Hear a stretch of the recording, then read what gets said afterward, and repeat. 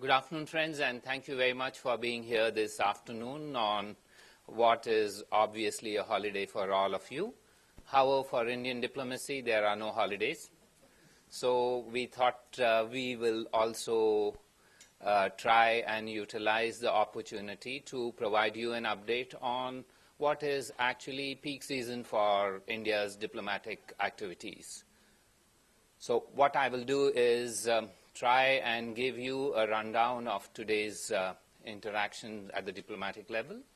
I will then be willing to respond to any questions that you want on that aspect. And after that, if any of you are interested on any other things, I'm willing to answer those questions too. With those preliminary remarks, let me inform you that the External Affairs Minister, Srimati Sushma Swaraj, has had an extremely cordial, positive, and substantive discussion with her Sri Lankan counterpart, the Minister for External Affairs, Mr. Mangala Samaravira. These discussions were spread over a period of more than 3 hours. They covered the entire expanse of our bilateral ties and were marked by warmth and mutual understanding. And I will go through the reasons why I've used each of these, so that will perhaps indicate to you the rationale for what we are saying. Now, the Sri Lankan External Affairs Minister was on his first visit outside the country 5 days after he was sworn in as the External Affairs Minister. He did indicate that the choice of New Delhi as his first destination reflects the priority that the new government of Sri Lanka places on its relations with India. Today's talks included areas of cooperation, political and economic, the political reconciliation process in Sri Lanka and efforts of the new government in this regard, Indian development partnership with Sri Lanka, and fishermen-related issues. Now let me try and take each of these and try and explain to you where we stand on these. We feel that these talks, apart from being cordial, warm and friendly, were also substantive in nature and have yielded several outcomes. And I will list to you those outcomes. India and Sri Lanka have decided to re-engage on the issue of repatriation of refugees currently in India. The talks between officials on this matter will begin before the end of this month. The Sri Lankan External Affairs Minister has invited his counterpart, Srimati Sushma Swaraj, to visit Sri Lanka. She has accepted this, and we will work out an early visit by her to Sri Lanka. At that time, we will also hold the next meeting of the Joint Commission between India and Sri Lanka. For those of you who follow this matter, the last meeting was held in January 2012. This is usually an annual event. On the issue of fishermen, the Sri Lankan External Affairs Minister informed that they are working on a modus operandi for return of the boats of Indian fishermen which are now in Sri Lanka. They are, by our count, approximately 87 Indian boats still in Sri Lanka. So he has assured that they will work out a solution on this very quickly. Also, the two ministers have agreed that it is time for the fishermen's associations to engage on this matter. We are now working with all stakeholders following the meeting this morning to to find an early date which is suitable to both the sides and a location for the meeting of the fishermen between the two countries. Both India and Sri Lanka feel that in the longer term, the solution needs to be worked out, taking into consideration all aspects of the matter. But as an interim approach, we feel that this issue needs to be dealt with in a humane manner, taking into account the livelihoods of fishermen on both sides. The two external affairs ministers also discussed the visit of the Sri Lankan president to India and have worked on possible agenda for that visit. The Sri Lankan external affairs minister is also carrying an invitation for an early visit by our Prime Minister to Sri Lanka. So, on the basis of all that I have outlined to you, we can sum up and say that today's talks have been marked by warmth, mutual respect, and understanding between India and Sri Lanka, and the substantive outcomes demonstrate the desire of both countries to give a boost to our bilateral ties. I am ready for any questions on this first. Yes, Padma. Akbar, you said that the bilateral committee or the consultations between India and Sri Lanka, which were last held in 2012, and you also underlined the fact, you said it is usually an annual affair. So could you tell me why they did not take place in 2013 and 2014, if they're usually an annual affair? I think, my apologies, it may have been held in 2000, yeah. No, it may have been held in 2013. So last year we didn't hold it. Yeah. So it was held in 2012 in Colombo, 2013 in India, and since then it has not been held. Look, the issues are largely related to a host of agreements that are worked on and progress on those. So as we had worked through this, we had hoped to have that meeting towards the latter half of this year. Unfortunately, due to scheduling issues, we couldn't work it out. But in terms of commitment, both India and Sri Lanka are committed to annual meetings. And please don't read into it anything more than scheduling issues during the latter half of last year. And that's because, as you are aware, Indian diplomacy is in high gear during that period. Yes, Maya. Akbar, yesterday in an interview to NDTV, the new Sri Lankan Prime Minister Ranil Wickremesinghe has made some comments about Sri Lanka's economic partnership with China and how it's come a cropper, that's to quote him. And he also said that he was going to be reviewing multi-billion-dollar Chinese projects and not wanting to follow the other government's policy of playing China against India. Now, he seems to suggest that this is also in response to India's concerns about Lanka's proximity to China and how they want to bring India up to par again. Now, your comments on this, did this come up in the talks at all? Maya, first of all, I think you've alluded to a lot of things and said that this perhaps reflects, etc. And I have to be much more tight in my response. You'll appreciate that. That said, I mentioned that we discussed all aspects of our bilateral ties.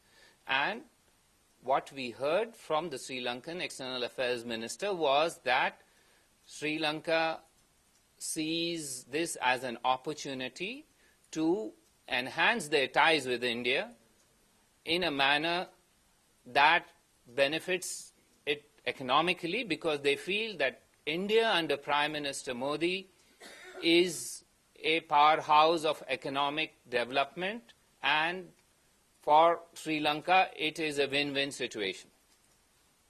Yes, Mr. Venkat Narayan, I will. Akbar, with the talks on the Defence Cooperation Agreement and CEPA, was there any discussion on that? Things stopped halfway, things didn't happen. So on CEPA, yes, the External Affairs Minister did raise as part of our economic engagement that we need to link and move ahead if there is will on both sides. Certainly, this was an issue that was raised, and the Sri Lankan External Affairs Minister, as I mentioned, sees India as an economic opportunity.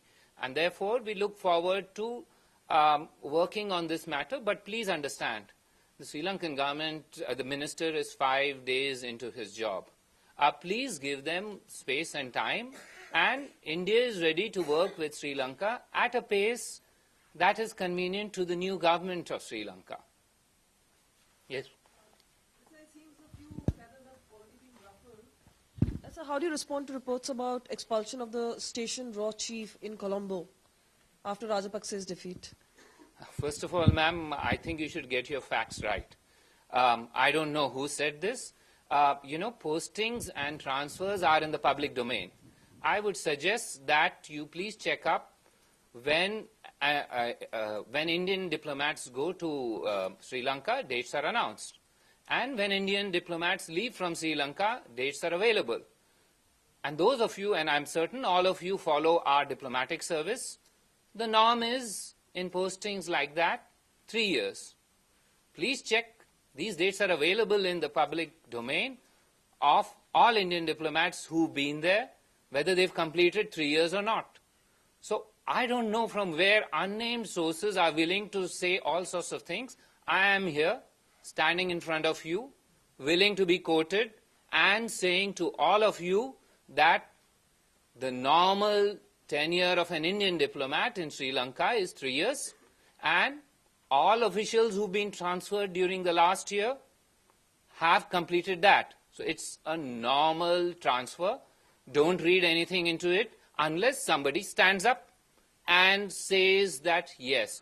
Using unnamed sources is just hiding behind and obscuring the truth. I'm ready here. Anybody can stand up and say that, is there anyone who says what I said was wrong? Yes, ma'am. In the discussion about the cooperation politically and economically, did both sides talk about the China's maritime Silk Route? Is there any consensus between the two? No, this was an issue that did not come. When India and Sri Lanka talk, we talk about bilateral ties. What a country's relationship with other countries that for that country, but ours is a cordial relationship which we intend to enhance. Yes, ma'am. Devi Rupa? So you mentioned that the Sri Lankan government briefed about the steps taken for the political reconciliation in the north and east. Can you please mention, what are they talking about? What will be the next steps? They are on record on this, and I'm not the official spokesperson of the Sri Lankan government. I can provide you my view. I can also provide you the tone and trajectory of the discussions. But if you expect me to report to you a viewpoint of the Sri Lankan Foreign Minister, I don't think it's fair to him, and it's fair to us because he represents best his country. And that is well known. They have put out some elements in the public domain of a 100-day program. They have indicated that in the 100 days, what are their efforts? And he has listed out some of these. Some of these, he mentioned, are still a work in progress. And that obviously is a confidential communication between two foreign ministers. And it is best for you to raise these questions there. But it flows from the 100-day program that that the new Sri Lankan president has publicly committed himself to. Yes, ma'am. Akbar, on the issue of demilitarization in the north and east, because that's been an issue, with a demand which has been raised by the Tamil parties, the TNA in particular, and during the election campaign, Mr. Sirisena seemed to suggest that that was not an option because that would mean regrouping of the LTT. What is India's position on this issue? Our position is well known. I don't want to repeat it, but I've said we've had extremely cordial discussions with a government which is 5 days in office. Please allow them the space and time to articulate their views, and you will see that we are working together with Sri Lanka on this matter, as on a host of other things. But at this stage, 5 days, even by your standards, is a little too early to judge. Yes, thank you. Anyone else? I said our position remains the same. Yes, Suhasini? Sorry, I don't know if this counts as a question, but was that a denial that you denied the report? Pardon? The Reuters report, is that something, is the report denied? Yes, I mean, what do you want me to say? Let me repeat again. It is in the public domain that normally all Indian diplomats stay for a 3-year period. All Indian diplomats who have been transferred last year have completed their tour of duty and have returned. If somebody has proof otherwise, I would stand ready to contest that. Otherwise, please take my view as the last word on that. Yes, sir. Sridhar? Sir, this issue of Chinese submarines docking at Sri Lankan ports, did it come up during the discussions? I just, in response to another question, I said that India and Sri Lanka discuss all issues as friendly neighbors. Now, what Sri Lanka's relationship with others are, this is for Sri Lanka to work out on. As far as we are concerned, we are aiming at enhancing our ties and improving them qualitatively. And that is because Sri Lanka is an important neighbor, a friendly neighbor, and a neighbor which has shown great understanding towards us. If there are no further questions on this, I am willing to answer any other questions that you may have. Ma'am, you finish your question. You're new. I always answer one question, so you can pass on your question to somebody else. Yes, sir, Alexander. Sayedji, there were recent reports that Sushma Swaraj, Her Excellency, is going to China in the beginning of February to participate, to have, first of all, her first bilateral visit, and second, participate in the meeting of Russia, India, China Ministers of External Affairs. Can you comment on this, please?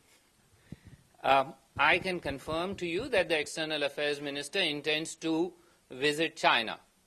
Now, it is best for our hosts to work out and tell the program of other engagements there. This is a work in progress, and the Chinese side will certainly let you know once this is finalized. But yes, the External Affairs Minister will be visiting Beijing during the first week of next month. Yes, Anchal? So when is President Obama coming? When can we get the details of his visit? When would you be sharing those? Yes. I understand your enthusiasm, and it's shared by a whole nation. And I understand the reason for that, because the trajectory of our relationship between India and the US is such that you have all converted the Republic Day into a foreign policy event. And I'm grateful to you because foreign policy has been elevated in terms of the focus of attention. But that said, I'd like to tell you that as part of the way we work, we take into consideration visiting dignitaries' sensitivities and concerns. And we will, at an appropriate time, explain to you. You are aware that the Sri Lankan foreign minister's visit we only announced when we announced, or the Japanese foreign ministers. So while you are way ahead of the curve, and I see every day all sorts of things, but you should be happy that I'm not telling you the details, otherwise all those will no longer be playing field for all of you. So enjoy it while I bide my time. Yes, no, not you, ma'am, somebody else. You can ask someone else to tell. I always answer, no, please. Yes, ma'am. Yes, sir. Always one question. So We all did they learn. discussed about rehabilitation of Tamil people in Sri Lanka? We finished that topic, please. We are now on to the next topic. No, I mean, let's have some focus on this. I answered and I said, anybody else, anyone question? Nobody. Yes, sir. I'm willing to answer any question on this or anything else, but the topics that are finished are over now. There were reports that Obama's security wanted Indian Air Force to impose no-fly zone during Republic Day parade. Is it true? Listen, gentlemen, every day I read reports which are either fanciful flights of imagination or figments of somebody's creativity. So I don't want to get into these details because then I will say, this. I've heard reports of visit to Mathura one day, another visit to another place. I don't even want to get there because this is kite flying of the worst order. You're welcome to do it. When we have the outcome and when we have an arranged, detailed program for you, we will tell you. But let me assure you that currently elements of the program are being worked on. So don't do any kite flying. Be patient. You will get all the details. Yes, sir. Sure. Good one, ma'am. Ji sir हम protocol की बात करें president जिस तरह के आ रहे हैं क्या वो इंडियन प्रेसिडेंट की गाड़ी में आएंगे राजपथ पे या फिर वो अपनी गाड़ी से आएंगे simple question thank you very much for this simple question मैंने आपसे बताया था जब प्रोग्राम तैयार है हम आपको बताएंगे अगर आप समझते हैं कि आप कोई दूसरी तरीके से मुझसे इंफॉर्मेशन ले जाएं कोशिश कीजिए ये आपका हक बनता है और आपका क्वेश्चन वेस्ट करना भी आपका हक है but let me tell you, President Obama is an honored guest in India. We will do everything that ensures his convenience. So, while we are working on all sorts of things, please be assured this is an honor that we have extended to the head of state of one of our most friendly allies, partners. So, we will do everything that is possible to ensure his stay here is comfortable, is something that he will cherish for a long, long time. Yes, sir. Sir, Greenpeace activities, Priya Pillai will move outside country or not? No, just let me finish. Is there anyone else on the aspect that we are dealing with? We'll come to you. Anyone else on the aspects relating to what he raised in the last question? If not, then we go to something else. Yeah, Srinjoy, on this? Yeah, I'll answer. Yes. Do we know if the First Lady, his children, his Secretary of State are going to be with him? We know, but you don't. Yes. Anybody else? On this? No, on something else. Yeah. Okay. Anybody else on this? Yeah. Something else. Fine. Okay. We start with something else. Yes, sir. Greenpeace activist Priya Pillai will move outside the country or not? I don't know because I think I have answered this previously. But let me explain once again. All of you may think that the Ministry of External Affairs has tentacles everywhere. That's not the reality. We are a small organization. We don't deal with immigration issues that are the province of others. So I suggest that that question needs to be directed to those who oversee these matters. Yes. I wanted to ask you about a report you may have seen in the Hindu today on the subject of the Pakistan International Airlines office, specifically related to their own reply, where they say that in any kind of shutting down of their office or hampering of their services will snap a vital link between India and Pakistan. Is the MEA in any way getting involved in that case? I saw that report, which was described as a storm that is brewing. Let me tell you, if it's a storm in a teacup. That said, as far as the MEA is concerned, if this was a storm, this has not even reached us. This, therefore, is a storm in a teacup. As regards the other element of that report, I think relating to the visa of that person, this is a normal routine thing. This gentleman has been in India. My understanding is that there is a process underway. So somebody seems to have put 2 and 2 together and landed up at 22. That's what it is, a storm in a teacup. Anyone else? Yes, sure. The finance minister is here tomorrow. Pardon? The German finance minister. Is the president of, Chancellor Merkel next month due? Is Next she coming? month? Yeah. No. You said next month? No. But, yeah, no, let me say. You said whether the German Chancellor is coming here next month? The answer to that is no. But I don't want to worry you. I can also say that India and Germany have a biennial head of government meeting. And that has still to be worked out. That will hopefully be during the course of this year. And once that is worked out, you will certainly have the opportunity of the German Chancellor visiting India, but that's later, it's not next month. Anything else on anything else? If not, pardon. Yeah, thank you very much. We come to the end of this interaction.